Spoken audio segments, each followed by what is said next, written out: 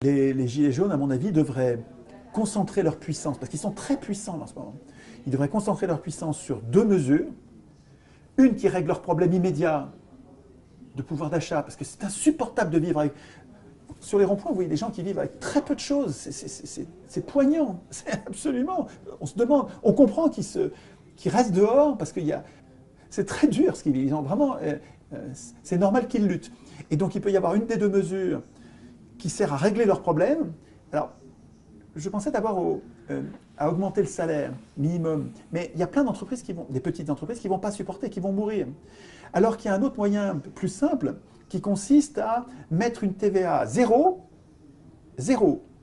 sur tous les produits de première nécessité. L'alimentation, l'électricité, l'eau, il faudrait qu'il y ait une liste. Donc, première mesure, exiger des gilets et non négociable. On veut la TVA zéro sur une liste de produits que voilà. Pas sur tous les produits, parce que ça va faire un tel manque à gagner pour l'État que ça va faire un trop gros trou. Mais sur tous les produits que nous consommons, nous, c'est TVA zéro. Et d'ailleurs, il pourrait y avoir une TVA de 100% sur les yachts, sur les bagnoles de luxe, sur les montres de luxe, sur tous les produits de luxe. Il pourrait y avoir une TVA de 200% même, hein, pour récupérer l'argent qu'on a perdu sur TVA zéro pour les produits de première nécessité. Un calcul à faire, peu importe. Mais nous, ce qu'on veut, c'est TVA zéro sur tous les produits qu'on consomme tous les jours. Et là, c'est une bouffée d'oxygène, c'est-à-dire qu'on va avoir en une mesure une vraie augmentation. Mais c'est bien sûr insuffisant. Et la deuxième mesure, c'est on veut le référendum d'initiative populaire. C'est-à-dire en toute matière. Et on ne vous laisse pas l'écrire. Attention, dans la négociation, nous, on va l'écrire sur les ronds-points, les péages. On va réfléchir à l'article, avec 2-3 alinéas, qui institue le référendum à notre manière. C'est-à-dire que c'est nous qui allons décider les garde-fous, et vous allez voir, il n'y en aura pas beaucoup. Mais c'est nous qui allons l'écrire, et dans nos revendications, après qu'on soit tombé d'accord, parce qu'il va falloir qu'on règle nos problèmes de représentation, et qu'on tombe d'accord sur un ou deux, et ça peut être en fait, imaginons qu'il y ait, bon, pour chaque rond-point et chaque péage, on va avoir une proposition d'articles de référendum d'initiative populaire. Et donc, il y en aura beaucoup, il y en a beaucoup qui se ressemblent, on pourra les rassembler, mais on va peut-être avoir 10 ou 20 modalités différentes de référendum.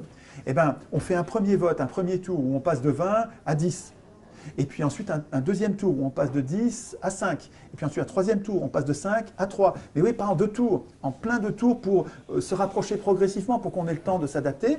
Et pour finalement décider de ce que nous, les Gilets jaunes, on veut comme mouture, comme version du référendum que nous avons écrit, nous. On n'a pas laissé les élus écrire, c'est nous qui avons écrit. Nous sommes constituants. Un électeur est constitué, un citoyen est constituant. Et donc, là, nous viendrions, si ça se passait comme je l'imagine là, nous viendrions avec non pas une ribambelle de revendications importantes, mais dans lesquelles le gouvernement ne va céder que sur 3 ou 4 pour nous renvoyer chez nous, et on va perdre tout le reste.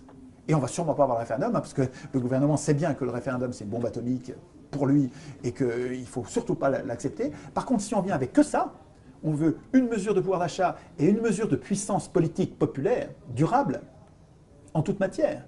Et c'est nous qui l'avons écrit. Et nous, ce qu'on veut, c'est que vous la mettiez dans la Constitution. Et si vous ne la mettez pas dans la Constitution, le texte qu'on a écrit, eh ben, c'est l'insurrection. Parce que ça veut dire que vous êtes antidémocrate. Vous êtes nos ennemis. À mon avis, il y a une fenêtre de libération démocratique à notre initiative.